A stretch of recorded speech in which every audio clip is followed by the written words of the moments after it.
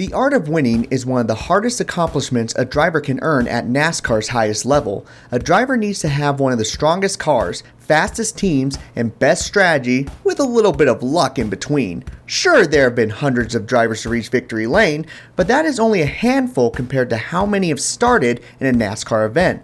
For some, the art of winning has been accomplished by relying solely on luck. Into the wall they go. The 11 now also caught up in it. The whole Haley. The 3 of Austin Dillon squeezes through. He is in front. And look at virtually the only car to clear it. It does happen, but for the most part it is few and far between.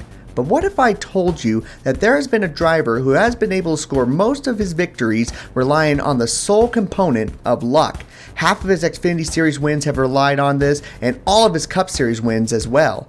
It may sound unlikely, but the driver I'm discussing is Aric Almirola, who in my eyes is the most morally chaotic driver in NASCAR. Aric Almirola in the 51 is going to win. Aric Almirola with the upset. Aric Almirola wins it at Talladega. Yes! We did it! Without that happening, I don't know that I'd be where I'm at today.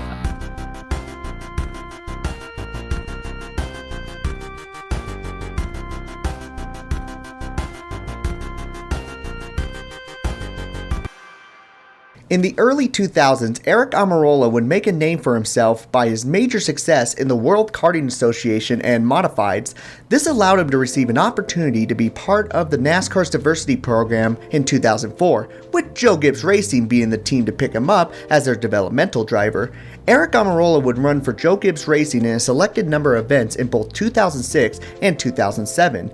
During that time, he was able to score multiple poles as well as a handful of top 10s, proving that he would soon be ready to have a full-time competitive ride. However, that would all quickly change in the summer race at the Milwaukee Mile in 2007. At the Wisconsin State Fairgrounds in Milwaukee sits one of America's most storied tracks, the Milwaukee Mile, where the NASCAR Busch Series runs tonight. In the late June of 2007, the then NASCAR Busch Series would have its 17th race of the season, located at the 1 Mile racetrack in Wisconsin for the 2007 AT&T 250.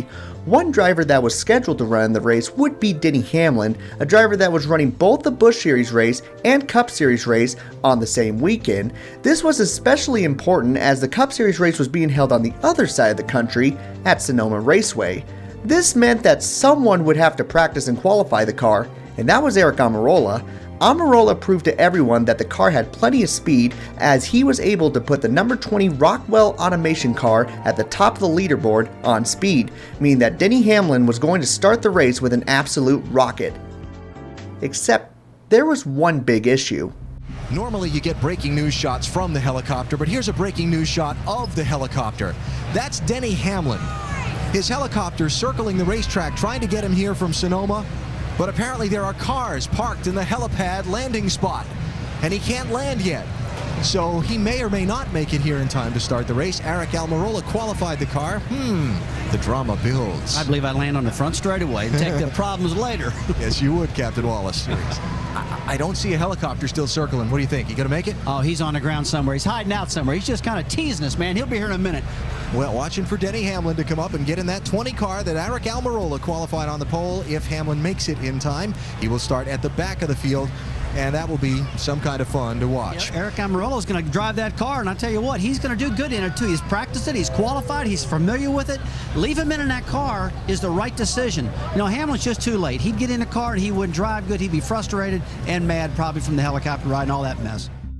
Denny Hamlin's helicopter was not able to land on time due to vehicles being parked on the landing pad, meaning that Aric Almirola was going to start the race. This meant that this race was no longer going to be credited to Denny Hamlin, but rather the substitute Florida driver himself. After the first few laps, it looked to be that Aric Almirola was going to run the race through, as his performance on the track was exceptional, as well as Hamlin being interviewed saying that he was content for Almirola to run this race through. I think Aric would do just a good job for him. I think taking him out of the car right now would be pretty disrespectful. Unfortunately, not all were happy with seeing Almirola behind the number 20 machine. As mentioned earlier, Rockwell Automation was the sponsor for the number 20 Busch Series car, a company that was based in the Milwaukee area. Because of this, owners of the company were adamant that they had Denny Hamlin in the car. Even though the move would be extremely selfish and one that would infuriate many inside the organization, Joe Gibbs gave in to the demands and had Hamlin take over the ride nearly a quarter of the way through the race. I got to tell you, I think that's a bad decision. They're doing this for the sponsor, I hear. But you know what? This kid, Aric Almirola, has been running great. It looks like they're going to go down a lap right now for sure.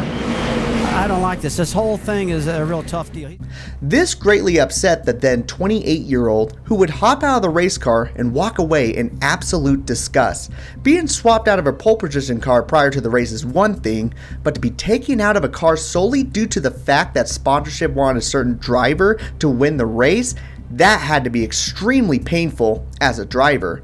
Hamlin would come back from being one lap down in the race due to the exchange to earn a victory for the number 20 car. Even though Hamlin did finish the race, Almirola would still be credited with winning the race due to the fact that he started the event. He was not even at the track when it was all said and done, meaning he won his first race in one of NASCAR's top 3 divisions, and he wasn't even there when it was all said and done. After this controversial race, Almirola would ask to be released from his contract with Joe Gibbs Racing to join DEI and Gin Racing, a move that seemed to be promising at the time being, but would soon fall apart when both Gin Racing and Dale Earnhardt Incorporated would leave the sport within the next couple of years. This put Aric Almirola from running a full-time team in the Cup Series to scattering in the lower series, hoping that someone would pick him up. He would be fortunate enough to join Billy Below Motorsports in the Truck Series, a team that we have seen a few times on this channel. Hey, shout out to the team of second chances, I suppose. Aric Almirola would drive the number 51 Toyota for the full 2010 season. His first 5 races were impressive enough, as he scored 4 top 10 finishes back to back, but it would be the Dover race where everything would align for Almirola to pull off the upset at Dover. See how they do on Friday night from Dover International Speedway. Green flags in the air. With just 2 laps to go, one of the most bizarre restarts would happen in the 6th race of the season. On the restart, Johnny Benson Jr. and Kyle Busch would line up on the front row looking to duke it out for the victory. However, mechanical problems for Benson would immediately destroy momentum on the bottom lane trucks. This meant that it would be a dash between Aric Almirola and the most dominant driver of the race, Kyle Busch. That was until Kyle Busch suffered the same fate as well. Kyle Busch, he had problems as well. The 51 of Aric Almirola goes by. We're coming out of turn number 4. Aric Almirola in the 51 is going to win in the Camping World Truck Series. James Buescher with a second place finish. It would be vapor lock issues that took Benson out of contention and fuel pump issues that would take out Kyle Busch. Before the restart, both drivers led a combined total of 179 laps, while Almirola didn't lead a lap up to that point. It would be the first win for Almirola in the Truck Series and the start of Almirola's career rebuild. By the end of the season, Almirola was able to finish second in the points with 2 victories and 21 top 10 finishes, with an overall average finish of 7.6. These superior numbers would allow an opportunity to drive with Junior Motorsports in 2011. Although he was not able to score any wins with the team, he showed major consistency as his average finish was 12.1, good enough to get the 4th position in the overall standings. This piqued major interest for Richard Petty Motorsports as they were looking to replace AJ Allmendinger in the number 43 car, who was making the jump over to Penske Racing, allowing Almirola to finally start his full-time career in the Cup Series. In 2012, Aric Almirola would start his full-time ride with the number 43 machine for Richard Petty Motorsports. Although there was nothing that really stood out in those 2 years, he still showed signs of consistency as he was running similar performances to AJ Allmendinger in the past couple of years. In 2014, NASCAR would make the announcement that they were going to change the playoff system, as a win would automatically qualify a driver into making the playoffs. An announcement that gave the NASCAR world mixed emotions for sure, but one that had everyone talking. The biggest question being, who was going to be the first driver that was going to be able to pull off the upset win by locking themselves in? Well, in the summer of 2014, we would get that answer. On July 6th of 2014, NASCAR made the second return of the season to Daytona International Speedway. People understood that the race would be chaotic due to its wildcard nature and the fear of weather in the area, but people did not expect it to get as crazy as it did. And now we have a crash. Ricky Stenhouse Jr. involved. Tony Stewart around.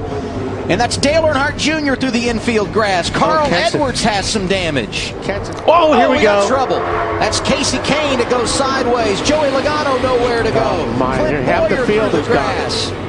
The big one at Daytona has happened at lap 97. That is the huge one at Daytona.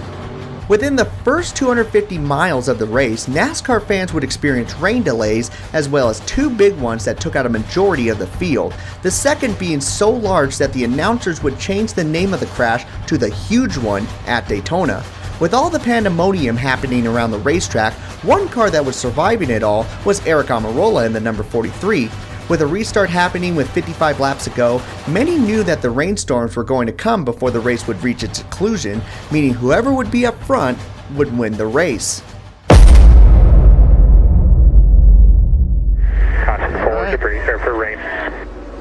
You heard it there. Caution, seventh time today, this one for rain. And with that, NASCAR has declared this the 18th race of the year official. Congratulations, Aric Almirola. For the first time in his Sprint Cup career, he is a winner, taking it in the Coke Zero 400 here at Daytona International Speedway. Wow, what a great tribute to Richard as well. In almost storybook fashion, Aric Almirola was able to score the first win for Richard Petty Motorsports in over 15 years. What was even more impressive is that this win would almost be 30 years to the date when Richard Petty won his 200th race in NASCAR, which, by the way, also took place at the very same racetrack. It almost seemed like a fairy tale for this to happen for such a legendary team, but if any driver could pull off the unthinkable, it would be Aric Almirola. Because of this massive victory, Aric Almirola and the 43 team were able to qualify for the inaugural NASCAR playoffs. Although they were eliminated rather quickly, the fact that they were able to run for a championship was impressive in itself. This would unfortunately be Almirola's biggest highlight while running with the iconic team, as he would not be able to make it into victory lane with the team again. It would be an accident at Kansas as well in 2017 that would alter the future in where Almirola would head next in his career. Before this massive crash would happen for Almirola, Aric would also be running a part-time schedule with the team known as Biaggi d'Investe Racing, I hope I said that right, a team that mostly focused on running part-time but at the largest races on the Xfinity Series schedule. Aric Almirola would run a part-time schedule with this team along with other Cup Series regulars who ran in similar equipment. The only driver that would be able to get the team into victory lane would be Aric Almirola, as he would win the Daytona race in 2016 and Talladega in 2017.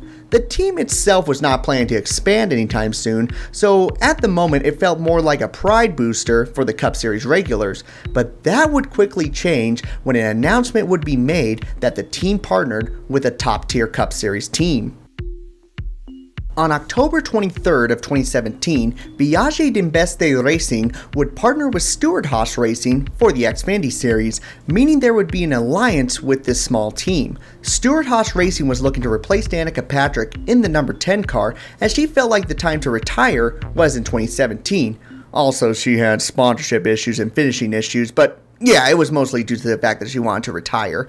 There were a couple of candidates that could take the ride, but the one driver that fit the position best would be Aric Almirola himself, a driver that proved his consistency, success, and sponsorship backing thanks to Smithfield. This would be the chance that Aric Almirola would need in order to perform at the best of his ability. Boy, this is going to take to the top lane. Going to have to be quick. Going to have to be quick. Almirola up to cover. Dillon, where will he go? Going to get there. Oh, into Almirola. Around he goes. In 2018, Aric Almirola would come super close to winning the Daytona 500 if it weren't for heavy contact by the eventual winner, Austin Dillon. If the race was 1 mile shorter, then Aric Almirola would have won the team its second Daytona 500 in its history, as well as win his first race with the team. After this devastating finish, Almirola would be known as Mr. Consistent, as he became known as the driver who consistently finished inside the top 15. Although this was a huge step up from the previous driver, Almirola wanted to prove that he was more than just a driver who could finish well. He wanted to prove to everyone that he could win races in NASCAR's highest division. All he needed was another chaotic race where the improbable could become possible. And during the playoff race at Talladega that year, he would get just that. Got to know Aric Almirola is super hungry. He had so many chances to win races, hadn't been able to pull one off. One more time around. Will they have enough fuel? Into the wall. Matt DiBenedetto in the 32. There's a big wreck behind you, big wreck behind you. The caution won't come out if it will not affect the end of this race. We'll see if NASCAR will throw it. Look at that Stenhouse. Doesn't have any help. He's going to get up here and give a push to the 10, but he doesn't have any help behind him. Almirola. There he goes. Almirola to the outside. The 41's out of gas. Almirola to the lead. Almirola comes out of 4. Does he have enough gas to get to the finish line? Almirola all the way to the bottom of the track. Aric Almirola is going to win at Talladega. Yes, I freaking love you guys. And this has been coming. This team didn't just jump up and luck into a plate win. They've continually been putting themselves in position to win races. It hasn't happened. Today they got a little break. They've had some breaks happen against them today. They had Kurt Busch run out of fuel that opened the door. But that's what happens when you put yourself in position enough times. You eventually are going to get that win. With the car running on fumes at that point, Almirola would win the race after leading just one lap. The race was already crazy as it was due to strategy and pressure of the playoffs, but it was something that the Florida native knew all too well. This would catapult him as a contender for the championship in the final few races, and he would wind up finishing the top 5 in the point standings in his first season with Stewart-Haas Racing. The next few years would not be nearly exciting as the original season in the number 10 car, but the one thing that Aric Almirola kept doing was qualifying for the playoffs. The only issue was that the team was starting to dip in performance as a whole. By the time 2021 hit, every Stewart-Haas racing car was struggling to keep up with the top teams, meaning that the only way that most of the team was going to make it into the playoffs was with a win. By the time New Hampshire came around the 21 season, Almirola had only scored 2 top 10 finishes, 10 less than where he was the year before.